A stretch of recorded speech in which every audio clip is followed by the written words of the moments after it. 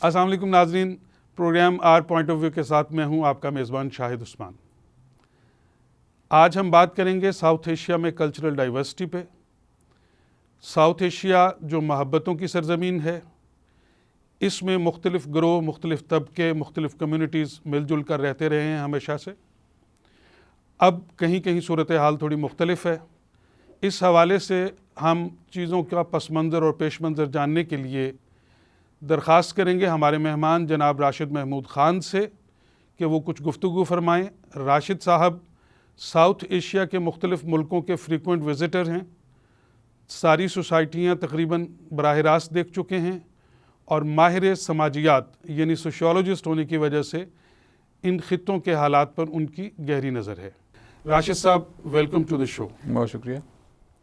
یہ بتائیے گا کہ پاکستان، انڈیا، بنگلہ دیش اور باقی ممالک، ساؤتھ ایشیا کے سارے ممالک کسی زمانے میں محبتوں کی آماجگاہ تھے۔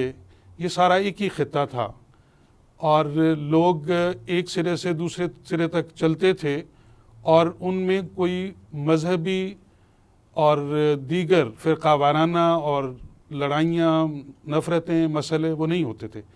کیا ہوا ایسا اور کیوں ہوا ایسا کہ اب چیزیں جو ہیں وہ ساری اور طرح سے بھی بعض اوقات نظر آتی ہیں؟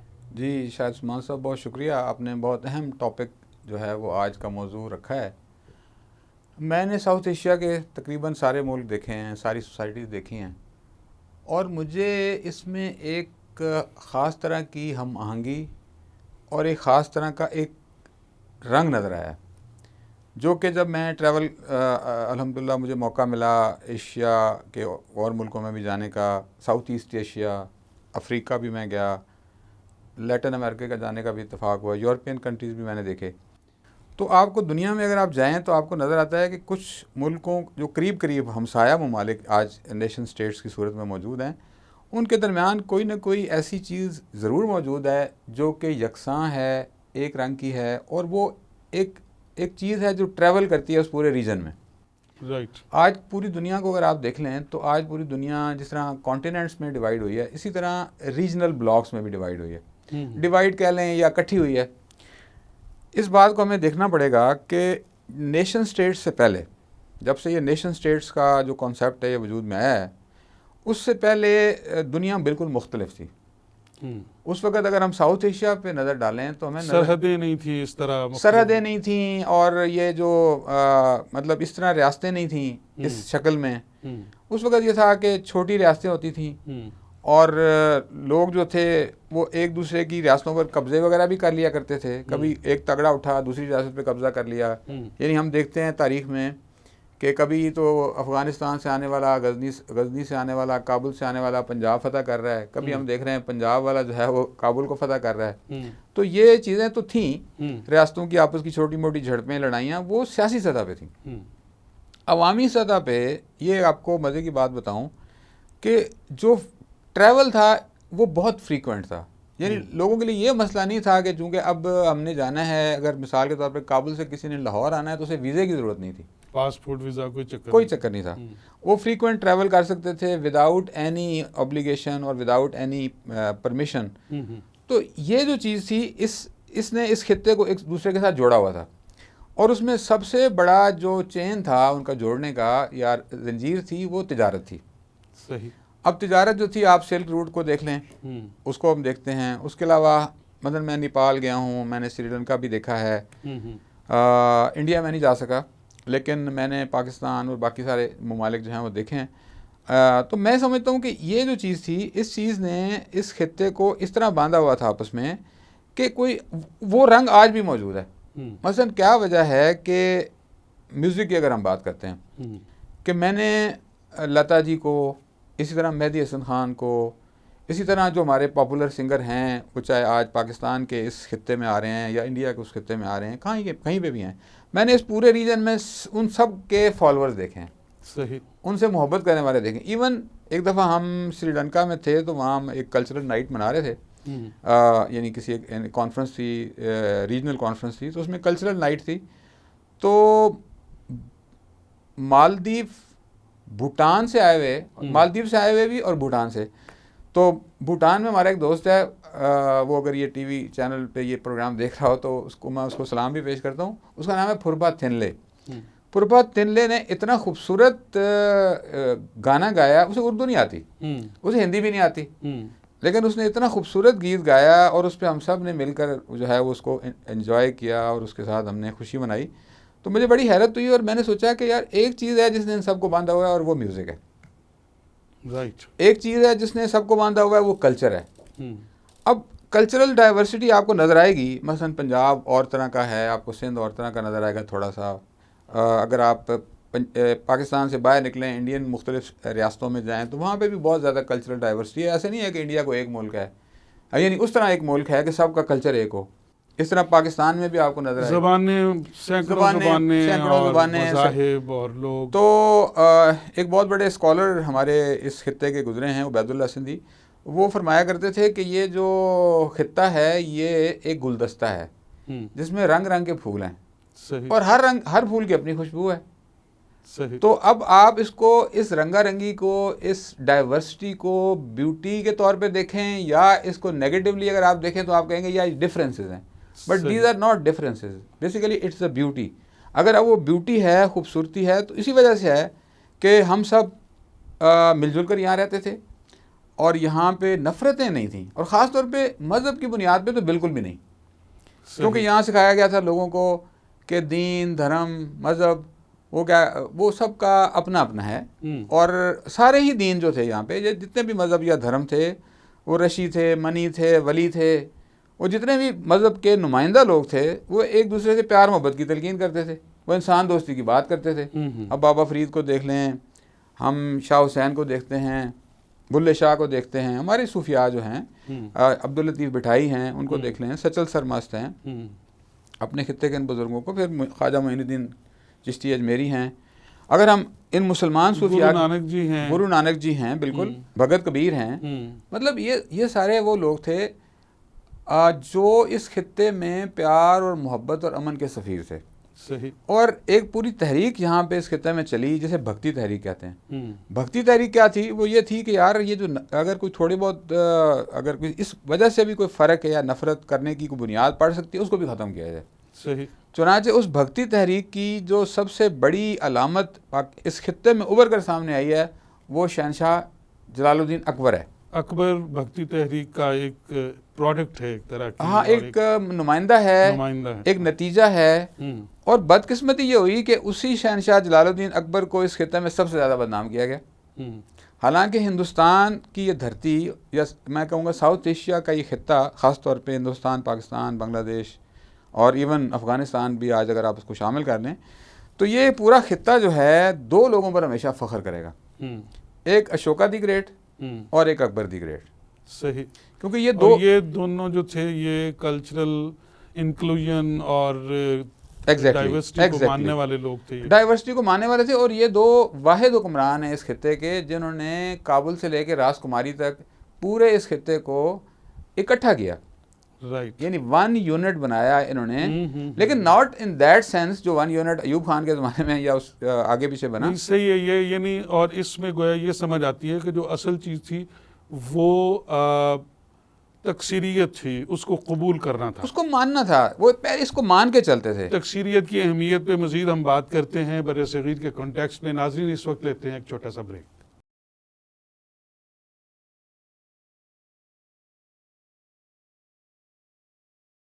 ویلکم بیک ناظرین. ہم بات کر رہے تھے تکثیریت کی. راشد صاحب یہ فرمائیے گا کہ بر صغیر میں یہ جو تنوع تھا اور ڈائیورسٹی جو موجود ہے اب بھی, یہ محبتوں کا ذریعہ ہونے کے بعد اب کچھ اختلافات یا شدتوں کا سبب کیوں بن رہی ہے؟ کیا چیز؟ اس کا ایک خاص پس منظر ہے, اس کو ہمیں سمجھنے کی ضرورت ہے. اور وہ پس منظر ہے یہاں پہ جو ہمارا اس سب کانٹیننٹ کو برٹش امپیریلزم نے, برٹش امپائر نے جب اس پہ قبضہ کیا, اور اس قبضے کے نتیجے میں یہاں پہ ایک خاص پیریڈ ہے جس کو کالونیل پیریڈ کہتے ہیں. صحیح. نوآبادیاتی دور. اس کالونیل پیریڈ کا باقاعدہ آغاز تو 1857 میں ہوا جب باقاعدہ قبضہ ہو گیا, اور تقریباً یہ 90 سال کا تو عرصہ یہ والا ہے. لیکن اس سے پہلے جو ایسٹ انڈیا کمپنی کا ایسٹ کنٹرول انڈیا بھی کمپنی بہت کا علاقوں بہت پہ لمبا رہا. عرصہ کنٹرول رہا. تو یہ سمجھنے کی بات ہے کہ جب برٹش گورنمنٹ یہاں پہ قائم ہوئی, برٹش انڈیا میں آئے, انڈیا اپنا جو اس company British east east India company کے تھرو, اور اس کے بعد گورنمنٹ, تو مجھے ایسے لگتا ہے کہ انہوں نے ایک کام کیا جو کہ آج وہ بڑا خطرناک بن چکا ہمارے لیے. وہ تھی کہ ہماری شناختیں بنا دی انہوں نے. ہماری شناخت پہلے اس بنیاد پر نہیں ہوتی تھی کہ یہ بندہ جو ہے یہ کس مذہب سے تعلق رکھتا ہے. مثلا آپ کو یہ بات شاید آپ کے علم میں ہو کہ اس خطے میں جو پہلی مردم شماری ہوئی ہے, اس مردم شماری میں مذہب کا خانہ ڈالا گیا. اچھا, حالانکہ مذہب کا خانہ تو ہونا نہیں چاہیے. یعنی اپنے لوگوں کو کانشیس کیا گیا اس آئیڈینٹی کے بارے میں, اور اس حد تک کانشیس کیا گیا کہ ایک مجھے اس وقت ایگزیکٹ اس کا ریفرنس یاد نہیں آ رہا, لیکن بنگال میں شاید ایک جگہ انیومریٹرز جو جاتے ہیں گھروں میں جا کے مردم شماری کر کے آتے ہیں, تو انہوں نے آ کے اپنے آفیسر کو بتایا کہ سر ہم اس علاقے میں گئے اور وہاں بہت سارے لوگ ایسے تھے انہیں پتہ ہی نہیں ان کا مذہب کیا ہے. تو ان کے آفیسر نے کہا انہیں ہندوؤں کے کھاتے میں ڈال دو. مطلب کہنے کا یہ ہے کہ یہاں لوگوں کو ہندوستانی انڈیا کے کنٹیکسٹ میں, مطلب کسی بھی اس میں لیبل کر دیا اور اس کو ایک آئیڈینٹی دے دی کہ جو اس سے پہلے نہیں تھی. مطلب مسلمانوں کو تو یہ پتا تھا کہ ہم مذہب کے لحاظ سے ہمیں اسلام قبول کر لیا, لیکن اکثریت کو نہیں پتا ہوتا تھا یہاں کہ میرا مذہب کیا ہے. آپ دیکھیں وہ ایک طرف جا رہے ہیں, ادھر کلچرل مذاہب تھے یہاں بنیادی طور پر, زیادہ تر کلچرل مذاہب بھی تھے. اگر اسلام بھی آیا ہے تو اس نے بھی یہ کیا کہ اس نے منع نہیں کیا. رائٹ. لہذا وہ بزرگوں کے پاس بھی جا رہے ہوتے تھے, ادھر درگاہوں پہ بھی جا رہے ہوتے تھے, کہیں پہ بھی جا رہے ہوتے تھے, ان کو منع نہیں کیا. صحیح. ان سے دوریاں یا نفرتیں نہیں پیدا کی, انہیں پیار محبت سے. تبلیغ بھی کوئی نہیں کی, یہ بھی میں آپ کو بتا دوں. آج ہم جو اتنی تبلیغ, یعنی تب ایسی کوئی تبلیغی جماعتیں نہیں ہوتی تھیں, صوفیاء کے مطلب نہ تبلیغی جماعتیں تھیں نہ تقریریں تھیں. یہ بھی سمجھ لیں اچھا کہ یہ جو تقریریں ہیں نا, یہ مذہب کو یہ کاؤنٹر پروڈکٹیو ہیں میرے خیال میں. کہ جب آپ تقریریں کرتے ہیں تعلیم تبلیغ نہیں ہوتی, وہ الٹا اثر کرتی ہیں. بلکہ میں تو سمجھ رہا ہوں, آپ کو پتہ ہے اس بات کا کہ یہ جو تقریر کی جو روایت ہے یہ بہت جدید روایت ہے. اچھا. یہ جمعوں میں تقریر کرنے کا رواج جو ہے یہ بہت ماڈرن ہے, بہت لیٹسٹ ہے. اچھا. ایک زمانہ تھا بس وہ اکٹھے ہوتے تھے, جمعہ پڑھتے تھے اور بس گھروں کو چلے جاتے تھے. رائٹ. بڑے بڑے علماء بھی تقریر سے اجتناب کیا کرتے تھے. انہیں کہا جاتا تھا آپ تقریر فرمائیں, تو وہ کہتے تھے وہ کیا ہوتی ہے تقریر میں کیوں کروں, مجھے نہیں آتی تقریر. تو یہ آج کل میں دیکھتا ہوں کہ ایک بچہ ابھی مدرسے میں دوسرے سال میں یا تیسرے سال میں ہوتا ہے تو وہ اس بات کی پریکٹس کر رہا ہوتا ہے کہ وہ کیسے اچھا مقرر بنے. یہ چیز بہت تبدیلی آئی ہے جو کہ پہلے نہیں تھی. پہلے کردار سے تبلیغ ہوتی تھی, اب زبان سے تبلیغ ہوتی ہے. نتیجہ یہ نکلا کہ کردار کی جو تبلیغ تھی وہ بہت کارآمد تھی, لوگ ان کو دیکھ کر جو ہے بدلتے, محبت پیدا ہوتی تھی, پیار پیدا ہوتا تھا. تعلیم یہ ہوتی تھی کہ اصل چیز انسان ہے. صحیح. انسان سے محبت کرو. انسان کا دل جو ہے وہ خانہ کعبے سے بھی, انسان جو ہے وہ خانہ کعبے کی عمارت سے بھی زیادہ قیمتی ہے. زبردست. یہ تعلیم دی گئی. تو یہ ویلیوز جب یہاں پیدا ہوئیں تو نتیجے میں لوگ بڑی محبت سے رہتے تھے. میرے والد صاحب جو کہ ہم لوگ اٹک سے بلانگ کرتے ہیں, اٹک کے گاؤں سے, حمید سے, تو میرے والد صاحب ابھی ریسنٹلی ان کی ڈیتھ ہوئی ہے. تو وہ مجھے سنایا کرتے تھے کہ ہمارے گاؤں میں ان کے دوست تھے کئی جو ہندو تھے, جو سکھ تھے, مختلف مذاہب کے لوگ تھے. ہمارا خاندان ایک مذہبی خاندان ہے, اور ہمارے جو بزرگ تھے وہ بہت اپنے علاقے کے قاضی اور علماء تھے, لیکن انہیں کوئی مسئلہ نہیں تھا کہ وہ سب ایک دوسرے کے گھروں میں آتے جاتے تھے. یعنی یہ ایک تو مذہبی شناخت دی گئی جو کلاسیفائی کرنے سے اس سارے میں, تو وہ ایک انائے بیدار ہوئی لوگوں کی, اپنی تعصبات پیدا ہوئے. نہیں, وہ پیدا کرنے کا ایک مقصد تھا, وہ سیاسی مقصد تھا. مقصد تھا کہ آگے چل کر اسی بنیاد پر ڈیوائیڈ کریں گے اور اسی بنیاد پر رول کریں گے. All right. تو یہ برٹش امپائر کی پالیسی تھی ڈیوائیڈ اینڈ رول, کہ اب ڈیوائیڈ کس بنیاد پہ کریں, تو مذہب سب سے آسان نسخہ ہے. اس خطے میں وہ جو ساری ڈائیورسٹی تھی اس کو انہوں نے منفی انداز میں استعمال کیا, اس کو انہوں نے توڑا, اور وہ جو ایک جڑت تھی لوگوں کے درمیان اس کو توڑنے کے لیے یہ نئی آئیڈینٹیز کریٹ کی, اور ان نئی آئیڈینٹیز کے ساتھ لوگوں کو بتایا. پھر اور ایک اگلا کام یہ کیا کہ جو لینگویجز تھیں اس خطے کی ان کو بھی آپس میں لڑانے کا اچھا خاصا بندوبست کیا. اچھا, ہاں, یہ بھی کم از کم اردو ہندی جھگڑا تو ہم اردو ہندی جھگڑا تو آپ کے سامنے ہے کہ وہ کیسے ہوا. یعنی یہ کہاں سے ہو گیا کہ اردو مسلمانوں کی زبان ہے؟ یعنی زبانیں بھی کبھی مسلمان یا ہندو ہوتی ہیں، صحیح، زبان تو زبان ہوتی ہے. اب مڈل ایسٹ میں کوئی اگر کرسچن رہتا ہے تو اس کی عربی زبان ہے. اب دیکھیں یورپ میں اگر کوئی انگریز، فلسطین میں جتنے یہودی ایون یورپ میں آپ دیکھ لیں کتنی کلچر ریلیجیس ڈائیورسٹی ہے. مسلمان بھی انگلش بول رہا ہے، ہندو بھی، سکھ بھی، یہودی بھی، عیسائی بھی. تو کوئی یہ نہیں کہتا کہ یار یہ انگریزی بول رہا ہے تو یہ کافر ہے. تو اسی طرح یہاں پر یہ کہنا کہ اردو یا ہندی بولنے والا، ہندی جو ہے وہ ہندوؤں کی زبان ہے اور اردو جو ہے مسلمانوں کی زبان ہے، عجیب یہ بے تکی سی بات تھی جس پر ہم لوگ لڑتے رہے. مجھے تو آج اس بات پہ حیرت ہوتی ہے کہ یہ کوئی لڑنے کی بات تھی. اردو ہندی تنازع مجھے تو سمجھ نہیں آیا، لیکن ایکچولی ہو یہ رہا تھا کہ یہ ایک کنسٹرکٹ تھا ایک آنے والے وقت میں ایک نیشن تھیوری کا، آنے والے وقت میں ایک نیشن سٹیٹ کا، تاکہ اگر اور کچھ بھی نہ ہو تو اس کی بنیاد پہ نفرتیں پیدا ہو جائیں. اور وہ پیدا ہوئیں اور وہ آج تک کنٹرول ختم تو نہیں ان ہوئی. کا رہا. اب یعنی ہم یہ دیکھتے ہیں کہ برٹش امپیریلزم جب تک یہاں موجود رہا تو تب تک بہرحال سبجیکٹ ہی تھے سارے، وہ کانگریس میں چلے گئے یا مسلم لیگ میں چلے گئے یا کسی اور پارٹی میں چلے گئے، وہ کسی بھی مذہب کے لوگ تھے، لیکن وہ ریاست جو تھی وہ ساری برٹش کنٹرول میں تھی. ایز سچ ریاست برٹش کنٹرول میں تھی، لیکن انہوں نے کوشش کی کہ پولیٹیکل پارٹیز بھی مذہب کی بنیاد پہ بنیں. لہذا انہوں نے ہر مذہب میں کوئی نہ کوئی پارٹی ایسی بنائی جو انتہا پسند تھی، جو اپنے مذہب کی. اچھا، یہ ہر مذہب میں ہوا؟ ہر مذہب میں ہوا.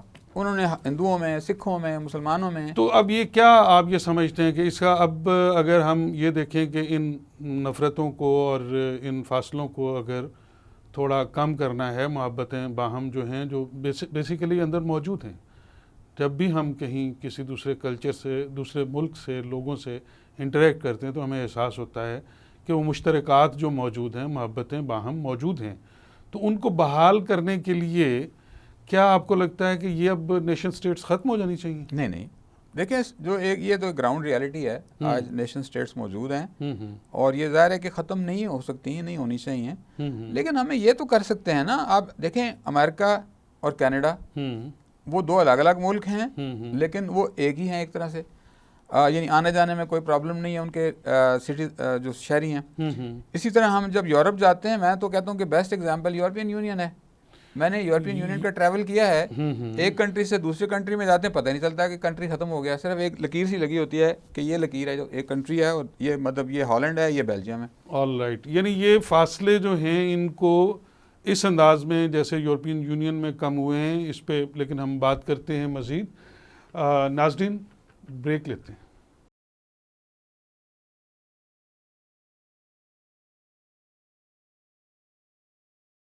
ویلکم بیک ناظرین. راشد صاحب، یہ مسائل جو ہیں ساؤتھ ایشیا کے وہ بھی بڑے مشترک ہیں اور کلچر بھی بڑا مشترک ہے. تو ان کو ہم باہم کیسے دیکھ سکتے ہیں؟ کیسے دونوں چیزوں میں کیسے ہم دیکھیں جی، ہم نے کچھ عرصہ پہلے اس ریجن میں ایک الائنس بنایا ریجنل کنٹریز نے، جسے سارک کہتے ہیں. صحیح. اچھا، سارک بھی ان ایکٹیو یا ان افیکٹو ہے اور ہو گیا ہے. میرا خیال ہے اس کو ایکٹیو کرنے کی ضرورت ہے. صحیح. یورپین یونین کی طرز پہ. اور میں آپ کو بتاؤں مزے کی بات کہ میں سمجھتا تھا کہ یورپ جو ہے وہ ڈیولپڈ ہے، امریکہ ڈیولپڈ ہے، اس کے بعد ایشیا. میرا خیال تھا کہ افریقہ شاید ہم سے پیچھے ہے. لیکن جب میں افریقہ گیا تو میں نے دیکھا کہ وہاں ریجنل الائنسز بڑے اسٹرانگ ہیں. اچھا. اور وہ کافی سارے ان کے ٹریول جو ریسٹرکشنز ہیں وہ نہیں ہیں، باقی چیزیں نہیں ہیں. تو میں نے کہا یار ہم ہی اتنے بدقسمت ہیں ساؤتھ ایشیا والے کہ ہم افریقہ سے بھی پیچھے چلے گئے. اچھا، یہ بڑی عجیب بات ہے ویسے. اور آپ یہ دیکھیں کہ میرا خیال ہے کہ دیکھیں آج اس خطے کے سارے خطے کو آپ ٹریول کر لیں. یو اسٹارٹ فرام افغانستان اور اینڈ آپ کریں جا کے مالدیپ میں یا بھوٹان میں یا کہیں پہ بھی، آپ کو اس سارے خطے میں بہت سارے مسائل ایک جیسے ملیں گے. صحیح. تھوڑے بہت فرق کے ساتھ. واٹر کے ایشوز، بیسک ایشوز جو انسانوں کے ایشوز ہیں، واٹر، پانی، پینے کا پانی، سینیٹیشن، ہاؤسنگ، مطلب کچی آبادیاں، جھوپڑ پٹیاں آپ کو ہر جگہ مل جائیں گی.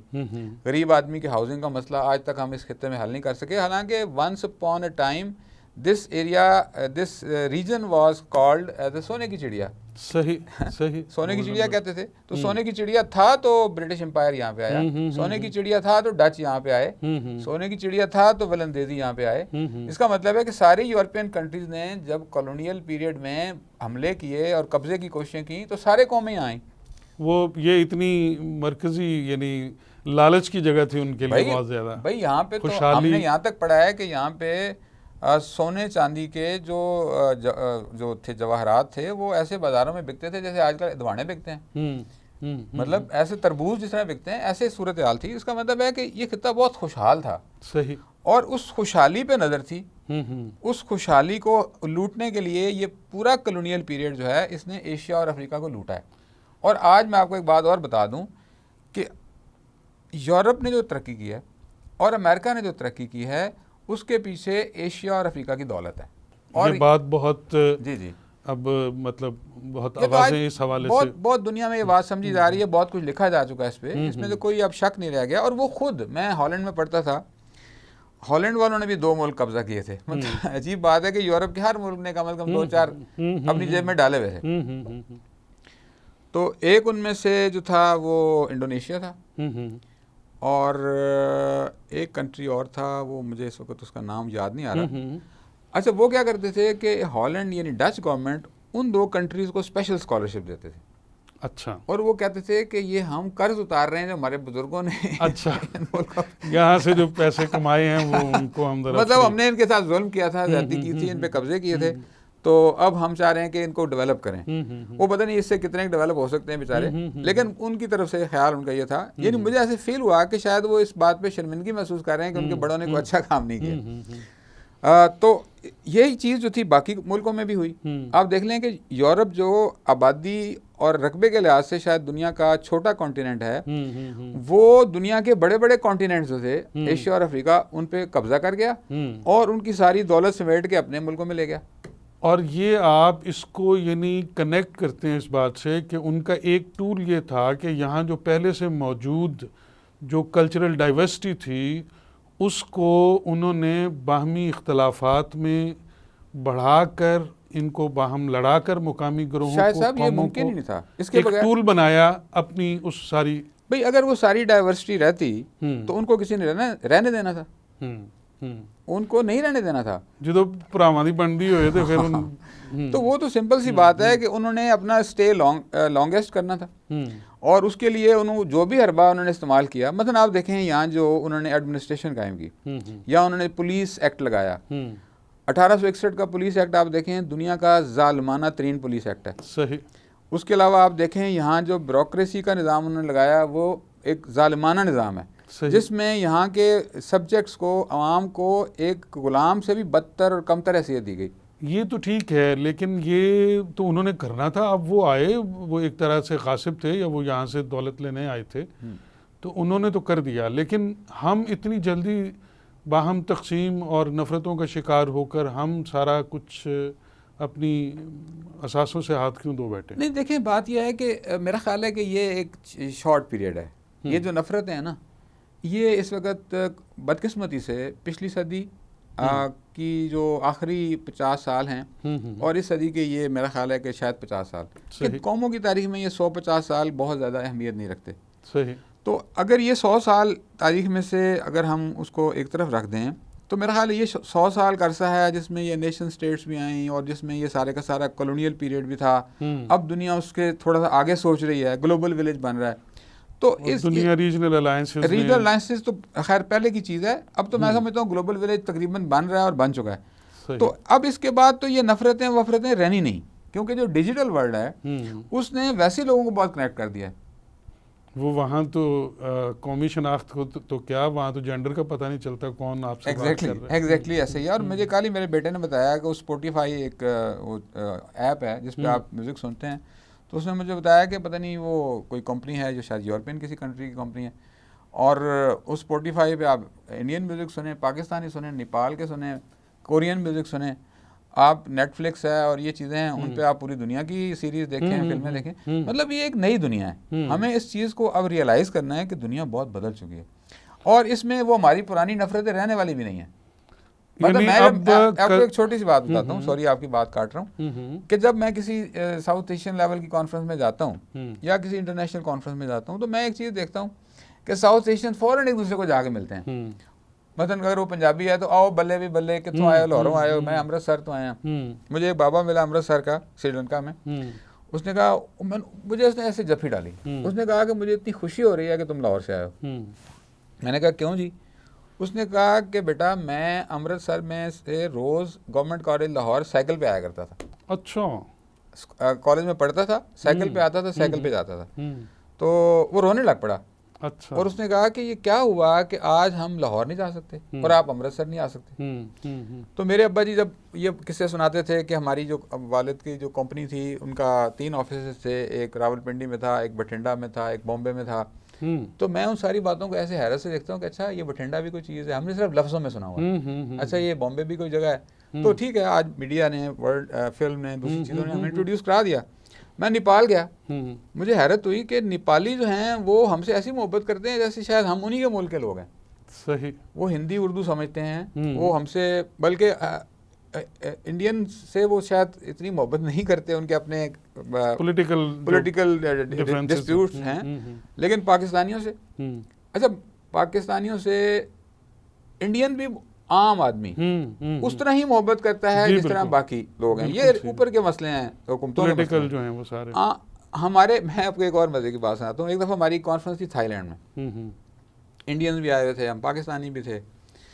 تو جب ہماری کانفرنس ختم ہوئی، ہم بینکاک واپس آ رہے تھے، وہاں سے ہماری فلائٹس تھیں. تو 3-4 انڈین تھے اور 3-4 ہم پاکستانی تھے. اچھا راستے میں ہم نے وہ لطیفے سنائے ان کو اور اتنے کہہ کے لگائے، تو وہ بڑے حیران ہو گئے. میں دیکھ رہے تھے کہ اچھا پاکستانی ایسے ہوتے ہیں. اچھا. ہمارا خیال تھا کہ یہ تو بڑے وہ مطلب سخت مزاج اور وہ بڑے مذہبی سے اور بڑے تکلف والے، تو آپ تو بڑے کھلے ڈلے لوگ ہیں یار. یہ تو بڑا مزے کی بات ہے کہ ہم تو کوئی ایک دوسرے سے فرق نہیں. بہت انہوں نے انجوائے کیا، مطلب ہماری گفتگو کو، ہماری کمپنی کو، ان کی کمپنی کو. جو لطیفہ ہے، جو ہیومر ہے، وہ کامن کلچر میں ہی زیادہ انجوائے کیا جا سکتا ہے. ہاں ایگزیکٹلی. تو وہ جو بیسک بنیادی جڑیں ہیں جو پہلے سے ہمیشہ سے موجود ہیں اور جو ابھی موجود ہیں، جو سیاسی دیکھیں ہزاروں سال کی تاریخ کو آپ 150 سال میں ختم نہیں کر سکتے. رائٹ. اور یہ میں آپ کو یہ آج میں پیشین گوئی کر رہا ہوں کہ انشاءاللہ 2050 کے بعد اس خطے کو آپ ایک بدلا ہوا خطہ دیکھیں گے.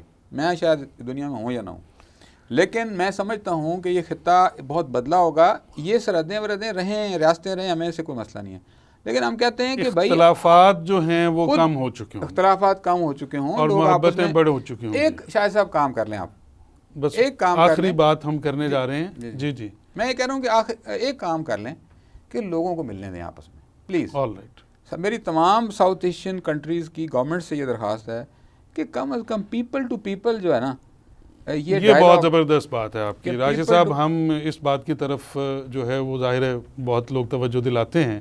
آپ نے اس کے پس منظر کو بیان کرتے ہوئے اور مستقبل کے لیے اچھی خواہش کے لیے جو بنیادی باتیں کچھ ہمیں سمجھائیں، ان کے حوالے سے دیکھیں تو یہ ایک زبردست تجویز ہے ان گورنمنٹس کے لیے. ناظرین، پروگرام آپ نے ملاحظہ کیا our point of view South Asia کے کلچرل ڈائیورسٹی کے حوالے سے. تو ہمیں اس پہ اپنا فیڈ بیک دیجیے گا. بہت شکریہ. خدا حافظ.